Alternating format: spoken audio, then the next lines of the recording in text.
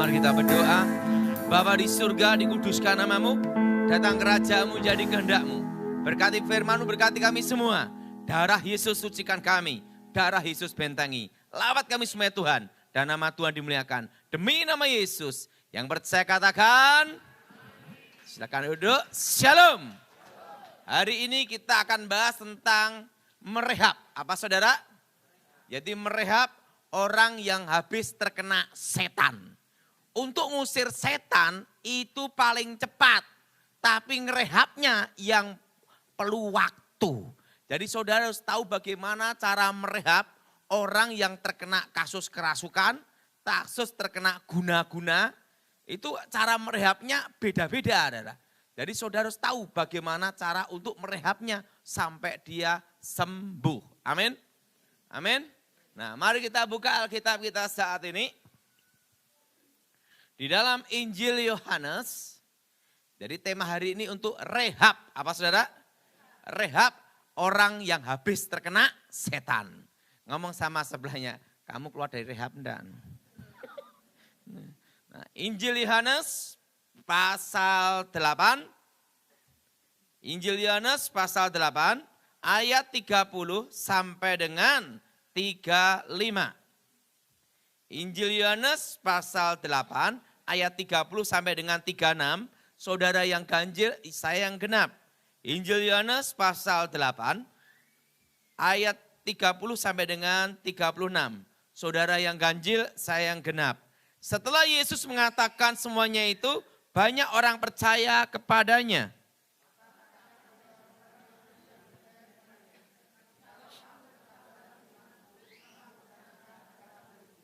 Dan kamu akan mengetahui kebenaran, dan kebenaran itu akan memerdekakan kamu.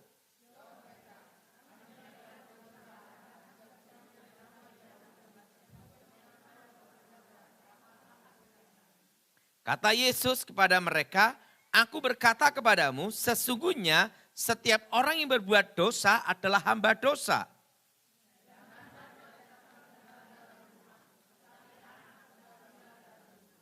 Jadi apabila anak itu memerdekakan kamu, kamu pun benar-benar merdeka. Saudara yang kasih dalam Tuhan, Alkitab berkata bahwa firman itu yang memerdekakan. Dan firman itu yang memproses hidup seseorang untuk diperbaiki, untuk menjadi sempurna. Amin. Nah, saudara, misalnya kasus kerasukan. Masalah saudara, kasus apa? Mana? Orang kerasukan itu terjadi namanya penekanan syaraf.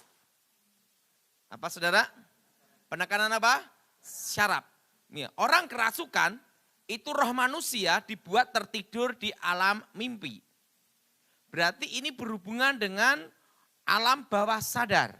Yang berhubungan dengan otak kecil. Apa saudara? Makanya orang kalau kesurupan, dikasih obat bius, walaupun kesurupan tetap meledak.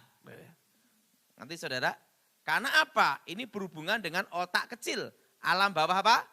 Alam bawah sadar. Nah, orang kerasukan itu adalah pengambil alihan. Apa saudara? Dikendalikan tubuhnya, terusan terjadi penekanan syaraf ada di otak kecil. Dan di situ akan terkena namanya alam bawah sadar yang berhalusinasi. Makanya orang kalau kerasukan itu merasa dibawa ke alam lain.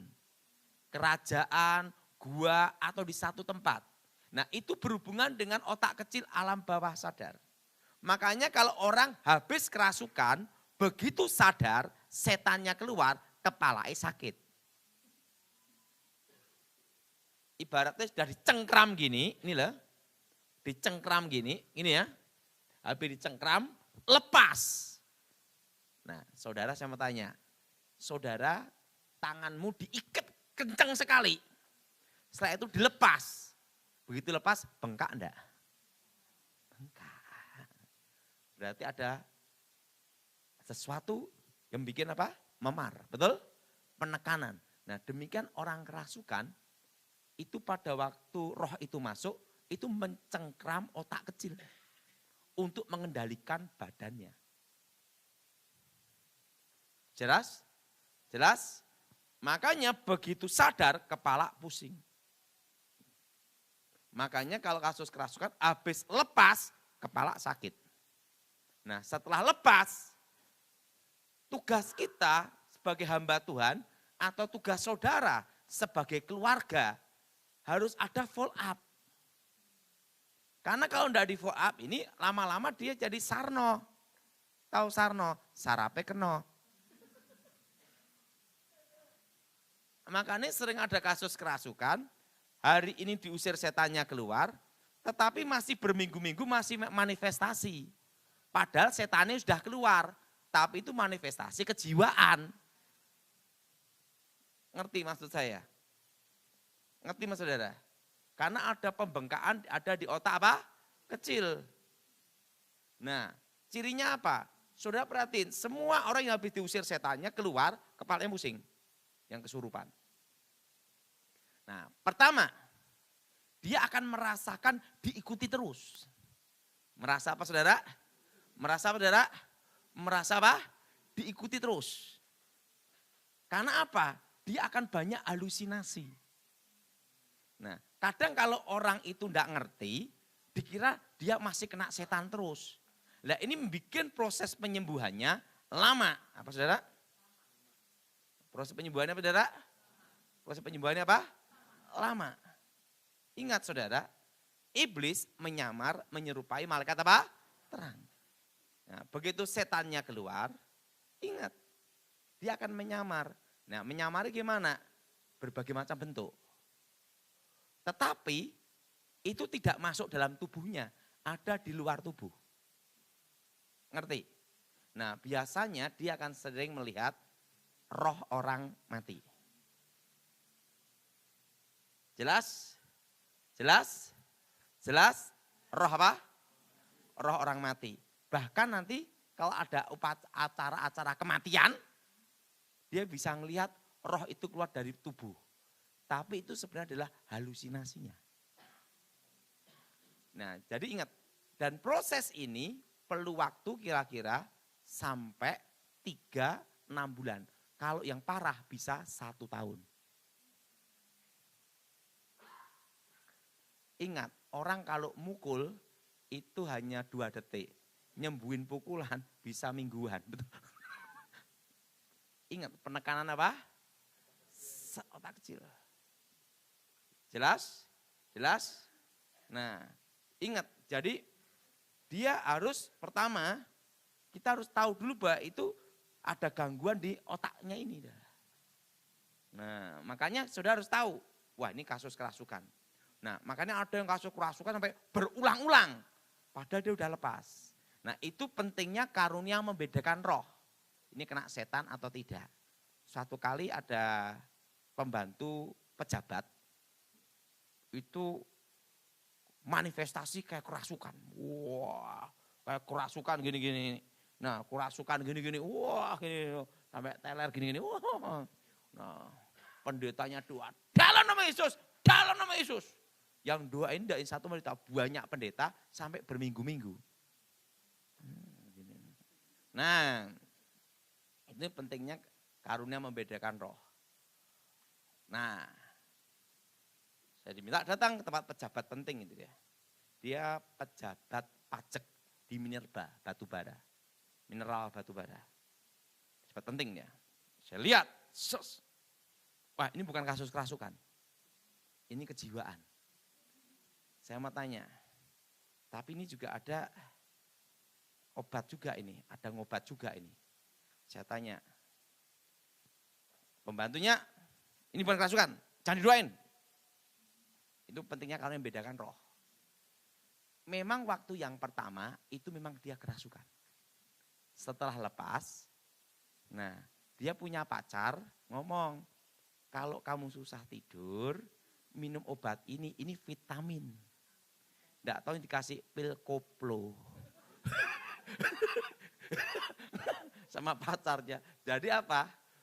Yang doainnya, dalam nama Yesus, dalam nama Yesus. Dia gini, lah pil koplo dilawan. Lah, jadi saudara harus tahu. Nah, Ingat, iblis menyamar seperti malaikat apa? Terang. Dia akan menggoda, tapi bukan ke dalam, masuk dalam tubuh, tapi di alam bawah sadarnya. Nah kalau dulu sebelum saya bertobat, itu untuk jembatan dia. Nah jembatan itu harus diputus. Yang pertama, saudara harus tahu dulu, itu penekanan saraf. Nah, dan dijelaskan bahwa hubungan antara orang hidup dan orang mati itu putus. Kan setan bisa menyamar apa saja. Jelas? Jelas? Jelas? Dan yang kedua, patahkan sugestinya. Jadi diberitahu, kamu sudah bebas. Itu hanya kamu halusinasi. Karena orang habis kerasukan itu kepala pusing bisa sampai 3 hari, bahkan bisa 1 bulan. Tergantung kasusnya berat apa tidak. Jadi saudara harus bisa tahu, wah ini kasusnya seperti ini. Berarti jangan saudara, wah setiap kali dia manifestasi doain, manifestasi doain. Itu udah habis saudara. Jadi harus ngerti benar. Ini kerasukan atau bukan. Nah kalau yang kerasukan itu mata terbuka. Kalau yang pura-pura kerasukan atau kejiwaan mata tertutup. Sama kulitnya, kalau orang kerasukan tuh mati rasa. Pegang aja gininya. Begini, ada, oh berarti bukan. Gitu lah. Jelas? Berarti, oh ini kasus kejiwaan. Nah, berarti dulunya memang kasus kerasukan, setannya keluar. Sekarang kasusnya beda. Kasus apa? Direhab. Nah, yang kedua, dia harus diputuskan sugestinya dulu. Iman sama sugesti itu beda. Iman itu suatu keyakinan yang pasti benar. Amin. Nah, kalau sugesti suatu keyakinan yang belum tentu benar. Nah, ini diputusin dulu, dijelasin itu hanya halusinasi. Pak kalau udah betul-betul ngerasa ngelihat bener, benda-benda terbang gimana? Ingat, dijelasin setan tidak masuk dalam tubuh kamu. Dia hanya untuk nakut-nakutin, namanya demo aja supaya kamu tidak yakin kamu sudah bebas. Itu gunanya firman Tuhan ditanam ke dia. Jelas? Jadi setiap kasus kerasukan pasti ada kejiwaan. Karena setan itu ngerusak otak kecil. Jelas? Dan yang ketiga, dia harus dikasih kesibukan. Tidak boleh menyendiri. Jelas? Tidak boleh apa saudara? Tidak boleh. Jelas? Dikasih apa ya kalau anak muda suruh nyapu, suruh apa, pokoknya kerja. Dan yang keempat, tidak boleh pegang game. Habis kerasukan, setannya keluar, dia sadar, pegang game, masuk ke alam halusinasi. Ting ting teng, ting ting teng. Melaki jadi jelas? Jelas? Jadi kalau habis sadar dari pelepasan, tidak boleh pegang apa?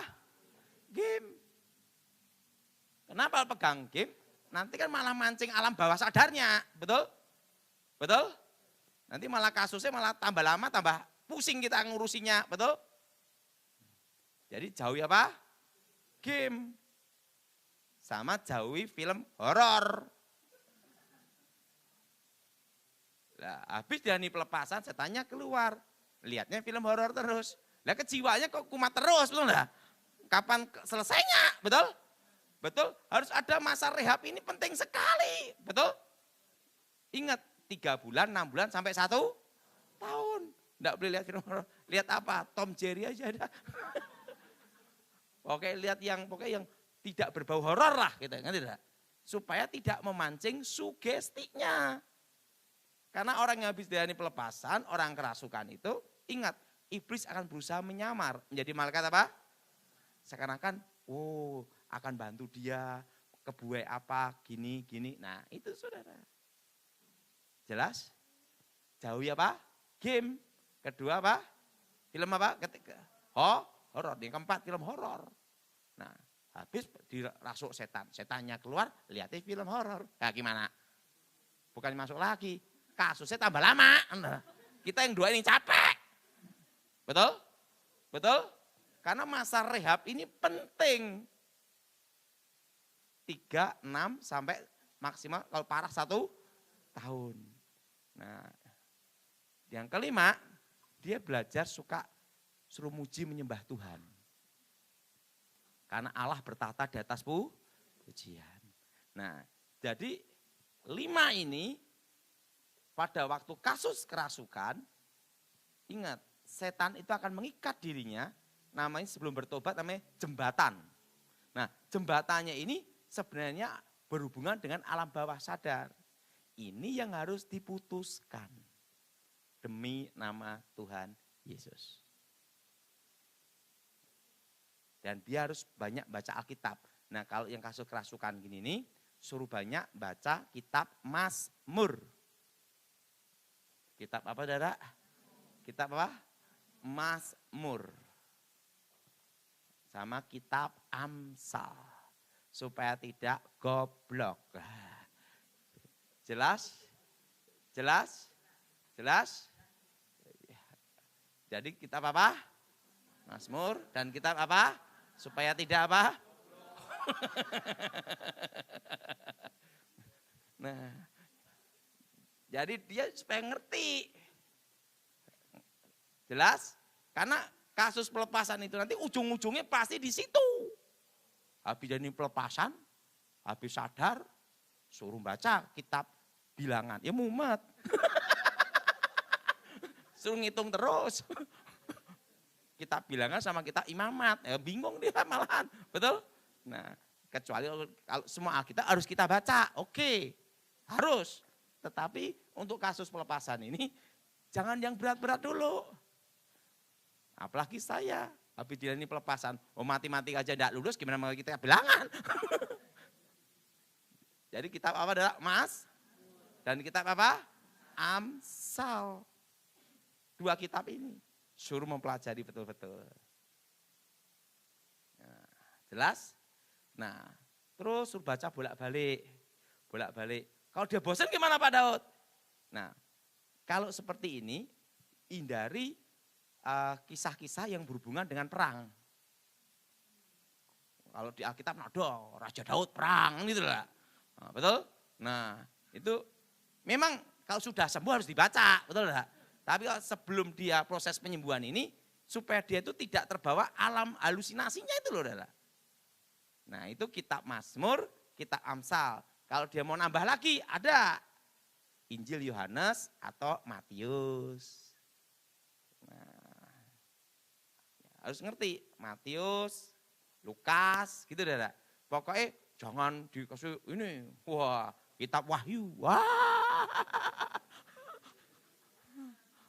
berat. Nah kecuali kita, kalau kita yang normal udah sembuh, kita baca Kejadian sampai Wahyu itu harus.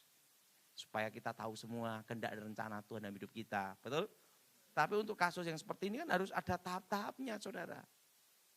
Karena ini berhubungan dengan halusinasi. Jadi kita harus menghindarkan dia dari segala sesuatu yang berhubungan dengan halusinasi.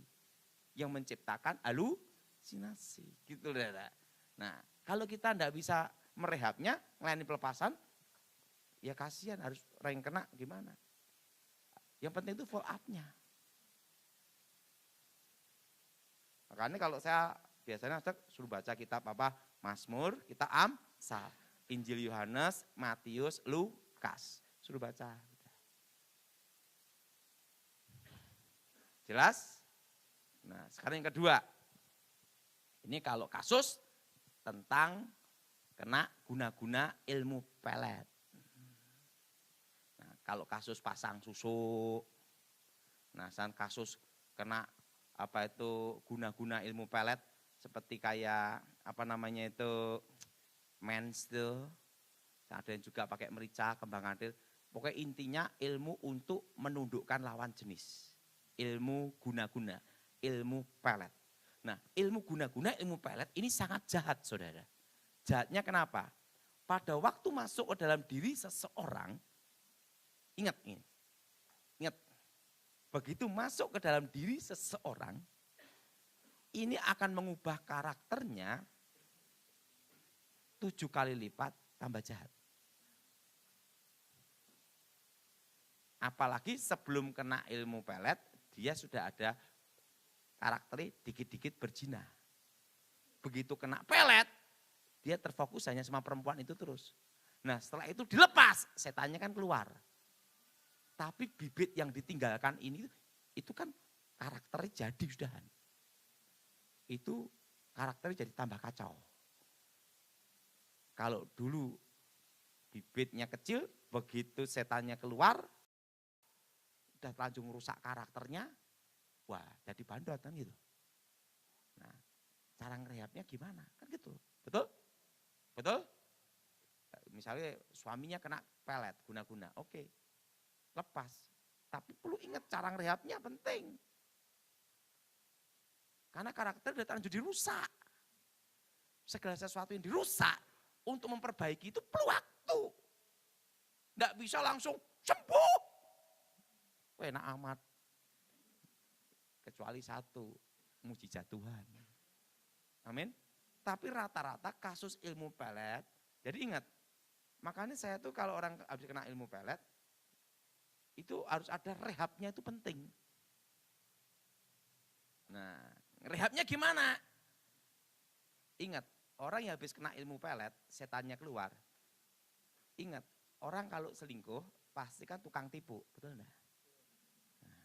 Betul? Betul? Nah setelah kena ilmu pelet, itu 7 kali lipat lebih jahat. Berarti 7 kalinya tukang tipu, betul enggak? Ngerti maksudnya? Ngerti? Lihat sekarang gini, orang kalau selingkuh pasti sering nipu. Nipu siapa? Nipu istri, nipu anak. Apalagi kena ilmu pelet, 7 kali lipat lebih jahat, bayangin. Begitu setannya keluar, ngerehab karakter yang dirusak ini, bibit yang ada ini, untuk membersihkannya, pertama dengan darah Yesus, kedua harus dengan ada proses. Prosesnya apa? Firman Tuhan. Untuk memangkas bibit-bibit itu supaya hilang. Amin. Dan itu ada caranya. Jadi kalau saudara, terutama ibu-ibu yang suaminya pernah kena guna-guna, engkau jangan lihat suamimu itu sama pada waktu dia belum kena ilmu pelet. Karena kalau sudah kena ilmu pelet sampai hubungan badan, itu akan mengubah karakter 7 kali lipat lebih. Yang jelas satu, pasti tukang tipu jadi 7 kalinya penipu. Itu pasti. Yang kedua, berzina. Dia suka sekali ketagihan hubungan seks gonta-ganti. Kalau sudah habis kena ilmu ingat, setan itu merusak karakter. Jelas? Jelas? Jelas? Nah, dan yang ketiga, biasanya orang yang habis terkena ilmu pelet, begitu sadar, masalah uang itu pelit sekali. Tapi kalau sama yang lain-lain, loyal. Ngerti? Ngerti? Jadi kalau kita misalnya punya keluarga yang kena ilmu pelet, kita harus tahu. Harus tahu cara ngerehabnya gimana. Betul? Betul? Betul? Ingat, tadi pandang uni habis kena ilmu guna-guna ilmu pelet. Pertama, tukang tipu. Kedua, berzina. Ketiga, pasti pelit sekali sama keluarga.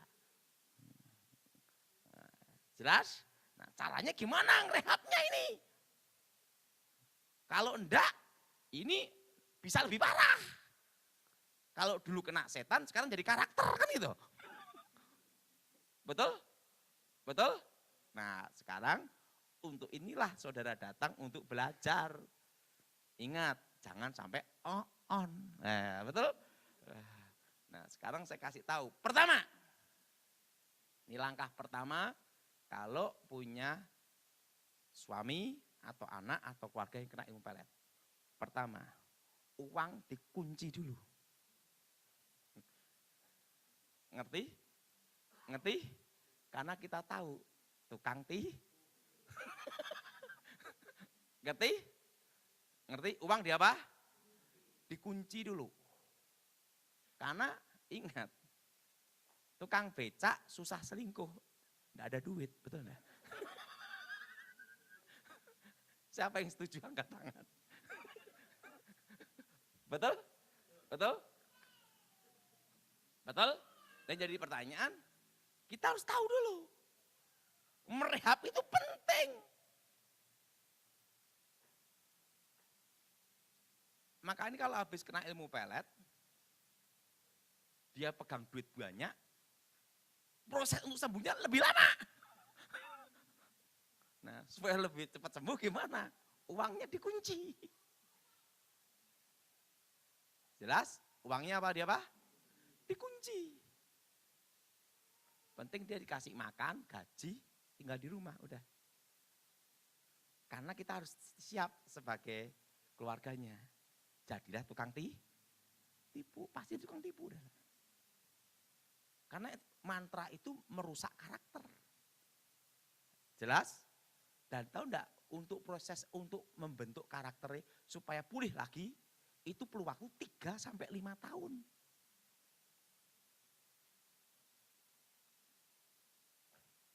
Baru kali ini saya khotbahkan cara ngerehabnya. Biasanya saya enggak ngobahkan ini, karena tiba-tiba karena banyak sekali kasus, saya harus tak beritahu.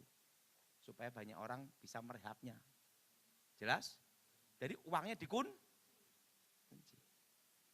Ingat, kelemahan laki-laki itu waktu pegang duit banyak. Betul? Kelemahan perempuan itu pada waktu tidak pegang duit. Betul?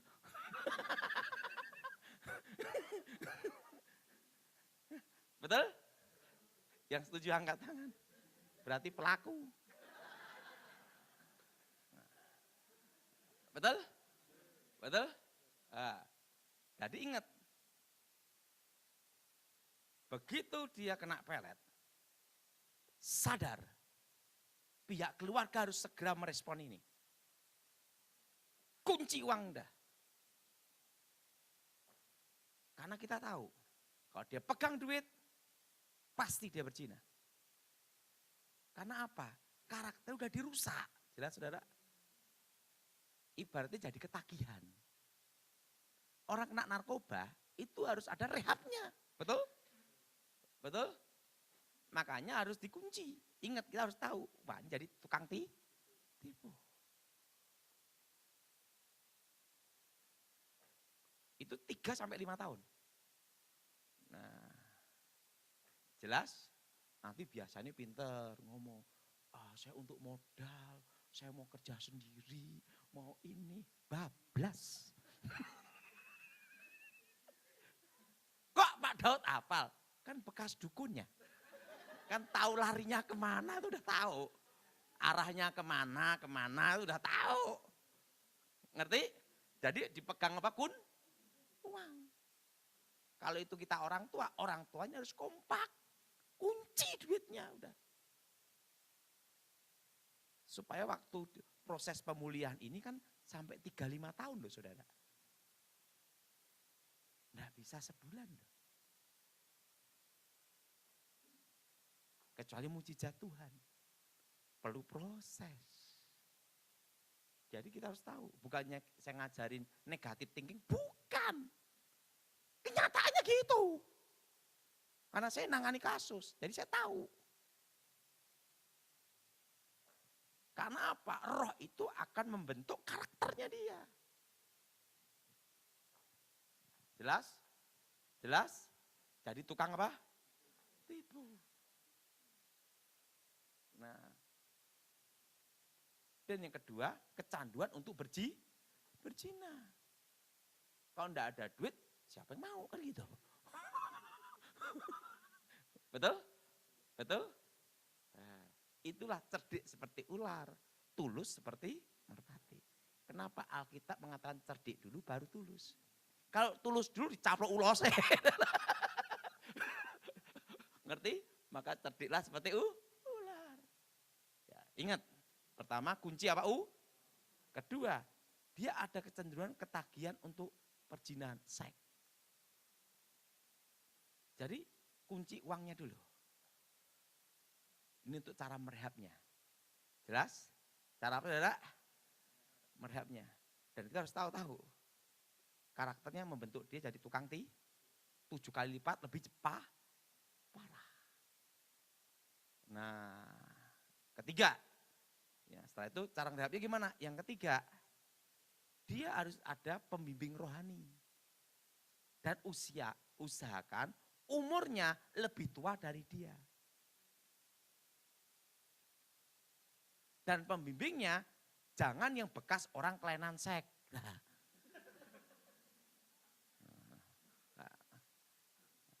Harus pasti laki-laki normal. Kalau perempuan, perempuan normal. Nah, dia berzina, kena pelet sama perempuan. Dibimbing bekas homo, kan gawat kan. Malah jadi tidak karuan. Betul? Bimbingnya pun juga harus benar-benar jeli. Harus tahu latar belakang yang membimbing itu gimana. Jelas? Ingat, lebih tua. Walaupun selisih 3 tahun, 5 tahun. Dan lebih rohani dan dijamin manusia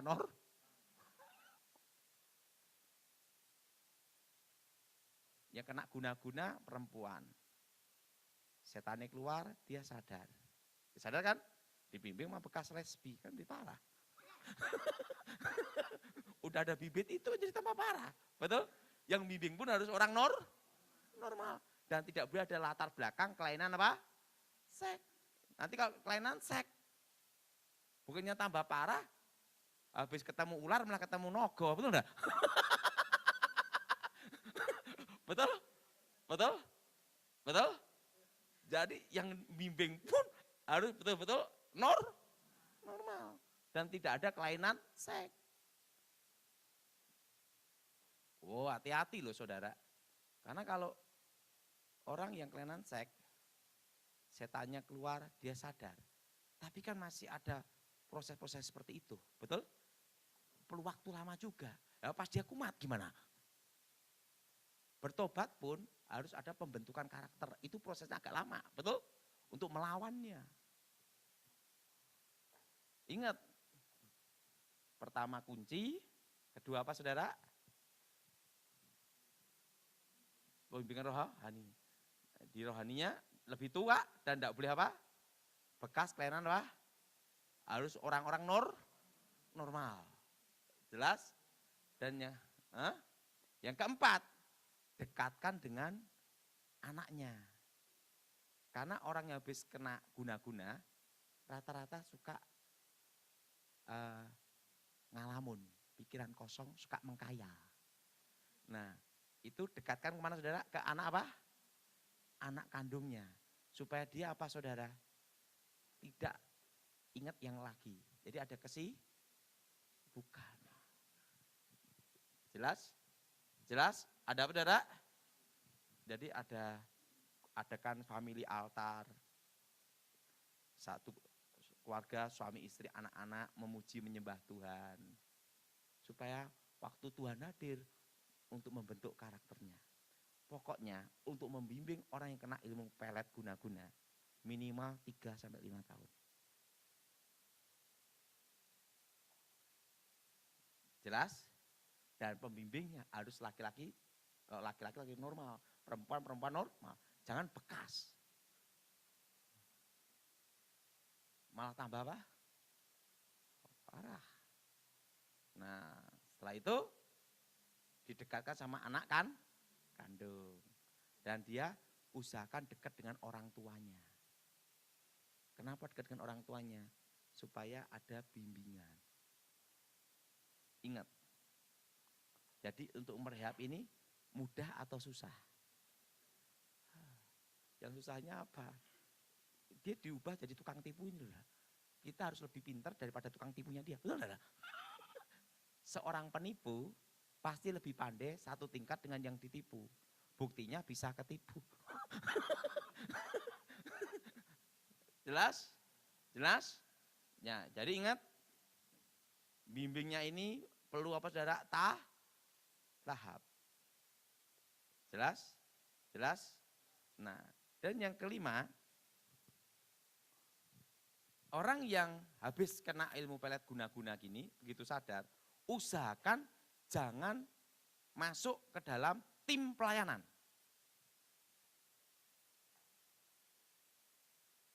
5-8 tahun. Kok kenapa gitu Pak? Ingat, kalau dia nanti kecewa, malah tambah berat. Kan pendeta juga masih nginjek tanah, bukan terbang. Nanti dia kecewa, misalnya dia kecewa sama pendetanya, kecewa sama satu timnya. Kan cuma enggak, orang gereja-gerejonan enggak usah gereja-gerejanan, gitu enggak? Malah tambah parah, betul enggak? Lebih baik jadi jemaat biasa dulu. Itu sampai 5-8 tahun. Prosesnya gak lama memang. Habis kena guna-guna, bertobat, wah ingat, dia udah bertobat. Tapi ingat, bibit yang ada itu dihilangkan, tapi kan masih ada bayangan-bayangannya, betul? Kasihkan waktu bertobat, wah ngakunya bertobat, haleluya, haleluya. Pegang bendahara keuangan, habis itu gereja. Jelas? Karena karakter udah dirusak dulu. Dan kalau megang perusahaan pun dia tidak boleh megang keuangan. Untuk membentuk karakter itu perlu waktu. Untuk merusak karakter seseorang cukup 1 bulan, betul? Untuk memperbaikinya bertahun-tahun. Untuk nikah, ingat itu mudah. Mempertahankan pernikahan itu perlu iman, betul? Betul? Betul? Kalau ketemu dapat suami yang baik, haleluya. Suaminya kayak halilintar gimana? Kan perlu iman, betul? Betul? Betul? Perlu apa Dada? Iman. Jadi ingat, begitu kena ilmu guna-guna pelet, usahakan jangan ikut tim pelayanan. Kalau saya pasti larang, enggak boleh. Karena karakternya belum beres itu. Perlu waktu memulihkan. 5 sampai berapa tahun? 8 tahun. Itu proses. Dekatkan yang lebih tua rohaninya, dibimbing. Nah dari pihak keluarga harus tahu persis. Dia ini pasti tukang tipu, supaya dia perlu waktunya kunci keuangannya. Nah dan dibimbing firman Tuhan. Dan diajar doa. Diajar apa? Doa. Nah Pak, kalau ini suruh baca Alkitabnya, Alkitab mana? Nah, ada. Justru kitab Wahyu. Hukumannya berat-berat tuh. Kaum penjinah, kaum cabul, kaum masuk neraka digebukin setan gitu loh. Sama, ingat, justru kasih kitab apa? Wahyu. Sama kitab apa? Roma. Wahyu dan Roma. Kalau Injil harus semua dibaca, 4 Injil. Tapi kalau yang habis kena ilmu guna-guna ini sembuh, saran saya 1, baca dulu kitab Wahyu. Penjinah, pencabul masuk neraka, dia melihat penjinah masuk neraka. Ngerti Dara? Jadi dia penjinah, pencabul masuk neraka, dibuang habis-habisan, digebukin setiap hari gitu. Jadi biar dia tahu hukuman. Supaya ada rasa takut akan tuh, kitab Wahyu, kitab Roma. Nah kalau Injil, 4 Injil kanonik. Matius, Lukas, Markus, Yohanes. Baca semua. Nah tapi suruh baca kitab Wahyu. Nah kitab Wahyu jelas. Nah sama apa? Kitab Amsal. Kan banyak sekali nasihat. Sama kitab apa? Pengkhotbah. Sama apa Dada? Jadi itu ada kitab-kitabnya saudara. Nah semua kitab sama, itu kan firman Tuhan. Tapi untuk hal tertentu ini harusnya dengan ini. Suruh baca, dia renungkan setahun, 2 tahun. Bolak-balik aja. Harus baca Alkitab semua. Nah, proses. Ingat, tapi ingat kunci uang. Karena kita tahu dia pasti tukang tipu. Karena bibitnya itu mantra itu menjadi benih mantra, itu tumbuh. Nah tumbuh itu merusak karakter. Nah untuk motong akar-akarnya itu perlu waktu. Makanya iblis itu sering dosa itu kelihatan nikmat tapi menghancurkan. Jelas? Sekarang siapa yang mau tanya? Kenapa kok guna-guna pelet itu waktunya lebih lama? Karena itu tubuh jiwa roh yang dirusak. Nah makanya sampai 5-8 tahun. Proses untuk rehab. Lama enggak saudara? Bisa 8 tahun. Nah kalau pelayanan mau terjun silahkan setelah 8 tahun. Supaya betul-betul dewasa imannya, karakternya sudah dibersihkan dengan firman Tuhan dan kuasa darah Yesus. Dibentuk namanya. Oke? Teman tanya.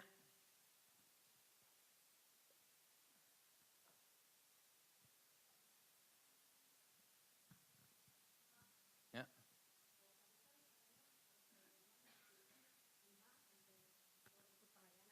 Kalau mau ikut pelayanan. Tapi gimana kalau dia memaksa ingin, terus nanti tidak diperbolehkan dia kecewa juga. Gini loh, lebih baik dia itu belajar dulu. Karena orang yang habis kena guna-guna ini, begitu sadar, ingat dia itu punya sifat, ingat saudara, sensitif sekali dan suka menghakimi. Nah, kendalanya dalam satu tim pelayanan gereja, semua tidak malaikat, betul? Betul? Betul? Nanti kalau dia kecewa sama pelayanan, tidak mau ke gereja loh, malah tambah parah. Lebih baik dia, ingat Alkitab, yang melayani Tuhan, jangan orang yang baru bertobat, kan gitu? Betul? Betul? Tidak boleh orang yang baru bertobat. Saya aja waktu bertobat di karantina berapa lama? Saya itu hilang ingatan 1 tahun. Saya itu sekolah Alkitab 3 tahun. Setelah ikut 3 tahun, ikut Pak Gilbert. Nah, dan saya tidak masuk organisasi sampai sekarang. Karena apa? Wah, lebih enak kayak gini daripada organisasi. Bebas. Kalau dia maksa gimana? Kasih tahu, dia masih anak-anak. Rohani, harus dewa. Ingat. Saya mau tanya, ada enggak dalam tim pelayanan, ada yang tiba-tiba sesama hamba tuh, sesama tim menipu, ada enggak? Hah? Ada enggak? Ada. Nanti kalau dia sampai ada yang ketipu, lebih kecewa gimana? Lebih apa? Tambah apa? Parah. Nah, lebih baik ke gereja, dengar firman Tuhan. Jelas? Jelas? Dan hal ini saran saya, dibimbing orang yang lebih tua dan rohani. Jelas? Nah, bukannya saya ngomong, kok pendetanya muda gimana Pak? Nah, yang lebih dewasa dan harus yang sudah menikah. Yang harus sudah apa? Menikah. Dan jangan dibimbing oleh duda.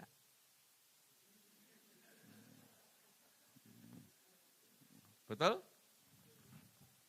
Kecuali duda mati kan beda lagi. Istrinya meninggal, dia dudaan beda. Kalau duda hidup kan susah, betul enggak? Nah, dia harus betul-betul orang yang betul-betul. Karena ingat, orang kayak gini sensitif sekali. Mudah tersinggung, mudah kecewa. Dan dia itu kalau baru bertobat, itu melihat sesuatu itu wah gitu, sensitif sekali. Nah, pokoknya intinya dengarkan panduan saya. 5 sampai berapa tahun? 8 tahun. Kan banyak kasus ya. Dulu bekas non-Kristen bertobat. Begitu bertobat banyak kesaksian. Kena kasus. Ya kan banyak. Betul? Betul? Karena apa? Buru-buru pelayanan itu harus ada proses pembentukan karakter. Siapa yang setuju angkat tangan? Enggak bisa. Saya aja melayani udah berapa tahun? Ingat ya, saya itu bertobat tahun 93. Langsung saya sekolah Alkitab. Jadi hidup saya ini waktu kecil taunya setan dan latihan pertarungan. Setelah bertobat taunya Alkitab sama gereja. Setelah itu tambah lagi pelihara burung sama kebun, itu aja. Ruang lingkup saya kan itu aja. Nah itu aja sampai sekarang saya belum gembala sidang pendeta, belum. Masih penginjil. Dan saya itu sampai sekarang masih sama Pak Gilbert. Nah itu, oke? Ingat berapa lama? Terutama yang habis kena ilmu guna-guna pelet. Nah, kecuali dulunya kasusnya berandal, bertobat. Nah, cara nangani juga beda lagi, betul? Ini yang khusus kena ilmu pelet, roh perjin. Oke, lagi? Saya mau tanya, apakah benar lesbianisme itu bisa menular? Iya. Setiap hari sama bencong. Laki-laki normal jadi apa? Transfer. Betul? Betul? Betul? Jadi gini-gini. Betul? Transfer. Ingat, pergaulan yang buruk merusak apa tidak? Oke? Lagi. Ini tuh. Bisa kena pelet nggak Pak? Gimana caranya? Gini, kalau kita hidup dalam Tuhan, sungguh-sungguh tidak bisa. Kecuali buka celah. Celahnya apa? Ingat saudara, celahnya itu apa? Akar pahit kecewa dendam. Terusan rumah tangga ribut terus. Sudah tidak ada cinta. Sudah tidak ada kasih. Itu bisa. Oke? Gimana?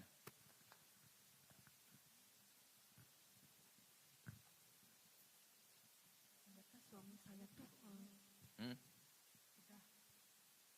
Nggak usah pakai itu.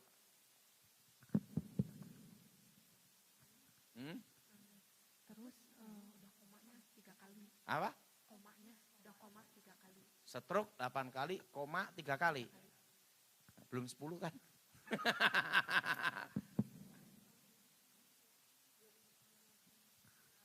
Kuat gitu Pak Pendeta, kalau kuat dia tuh bisa 3 hari 3 malam tidak tidur.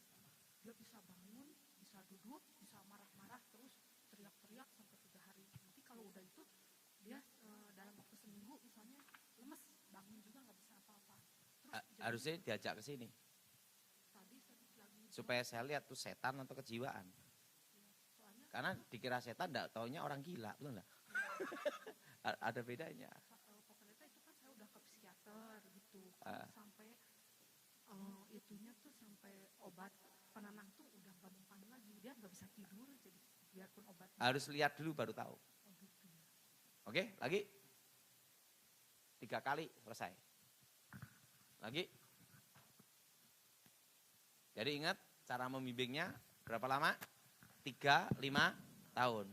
Nah, tapi ingat kalau pelayanan sampai 8.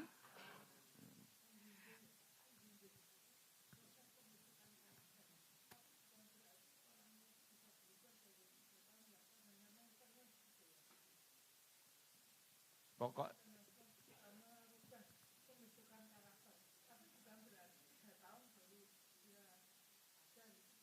enggak.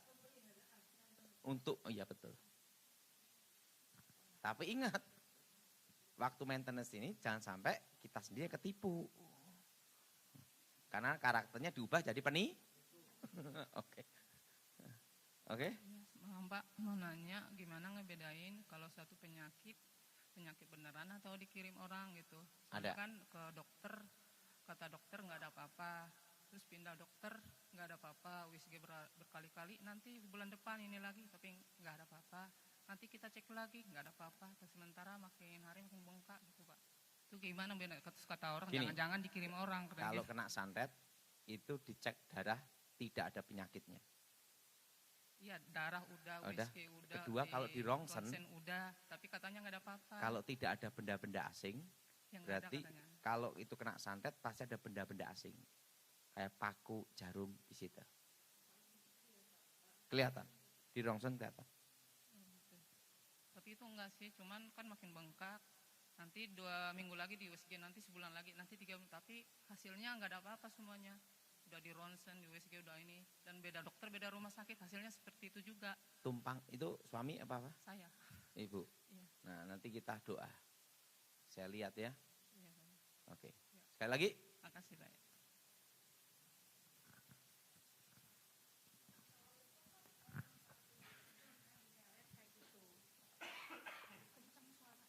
Nah, coba. Oke. Halo, halo. Kan tadi guna-guna di pelet itu kan ada pemulihan 3-5 tahun. Itu namanya untuk maintenance. Apa Dara? Ah. Untuk merehab karakternya. Supaya dibersihkan secara bertahap dengan firman Tuhan. Nah, dia sudah misalnya sudah lepas tuh ya. Jadi selama 3-5 tahun itu misalnya dia ikut bersemedi, pergi ke candi-candi kayak gitu. malah tambah parah. Malah setannya lain. Tapi dia Habis ketemu setan 2 sekarang ketemu setan 5. tapi dia dibawa orang yang rohani untuk bersemedinya tinggi gitu. Itu malah setan ketemu setan reoni malah. Itu nanti malah dia nanti banyak berhalusinasi. Yang kedua enggak mau kerja, males. Biasanya kebawa ke alam khayalnya di situ. Itu kalau dia yoga juga seperti itu. Sama, enggak boleh. Nggak boleh. Enggak boleh. Lebih baik olahraga paling bagus apa? Jalan kaki. Yang kedua renang. Dan yang ketiga suka tertawa. Nah itu aja. Mari bangkit berdiri saat ini. Yesus jamah segenap hidupku. Yesus jamah segenap hidupku Dan beri damai di hatiku. Semua telah berubah dan aku tahu Yesus jamah ku jadi baru. Yesus jamah, Yesus jamah segenap hidupku dan beri damai di hatiku. Beri damai di hatiku. Semua telah berubah. Semua telah berubah. Dan aku tahu Yesus jamah ku jadi baru. Yang minta didoakan silakan maju ke depan.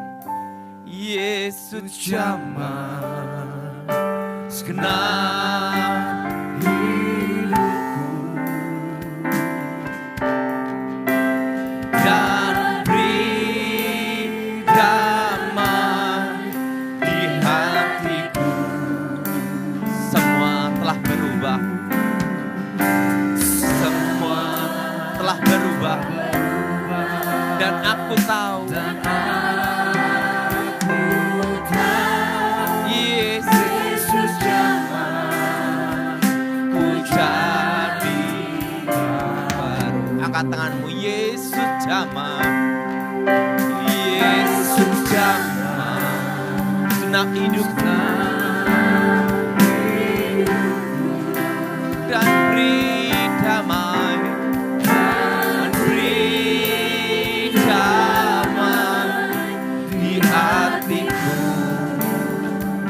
semua telah berubah. Telah berubah dan aku tahu.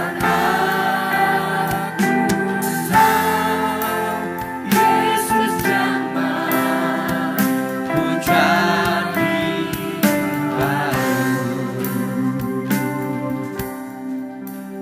Berdoa, katakan darah Yesus bebaskan hidupku. Darah Yesus bebaskan hidupku. Darah Yesus bebaskan hidupku. Berdoa, katakan. Katakan darah Yesus bebaskan. Darah Yesus. Yesus jamah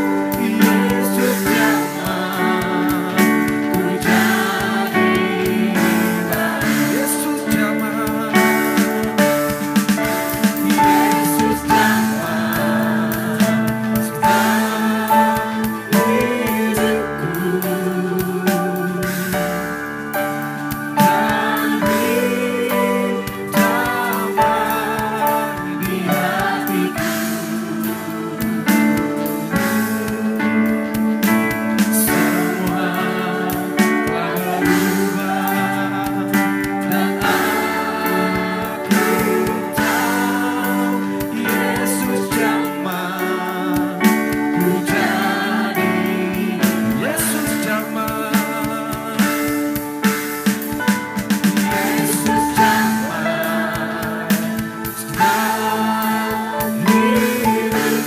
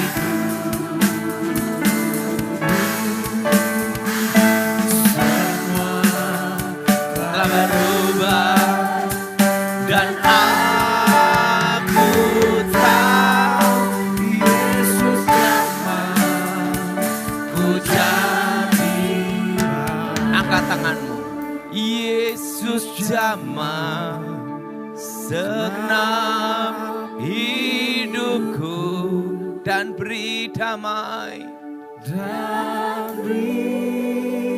damai di hatiku. Semua telah berubah, semua telah berubah, dan aku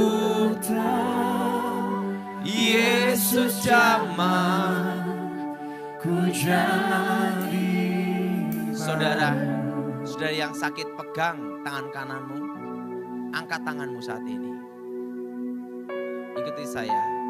Darah Yesus sucikan tangan ini. Darah Yesus bersihkan tangan ini dari segala dosa. Berkati tangan ini untuk sesuai firman-Mu. Orang percaya diberi kuasa untuk menumpang tangan orang sakit sembuh. Sekali aku percaya demi nama Yesus. Saudara, pegang tangan kananmu, pegang yang bagian sakit, pegang dengan tangan kananmu. Sudah berdoa, katakan, darah Yesus sembuhkan aku. Darah Yesus sembuhkan aku. Sudah berdoa terus.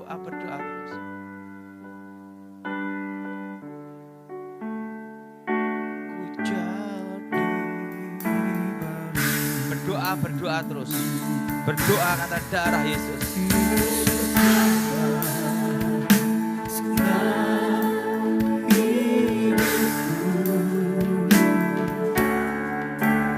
Dan beri damai di hatiku.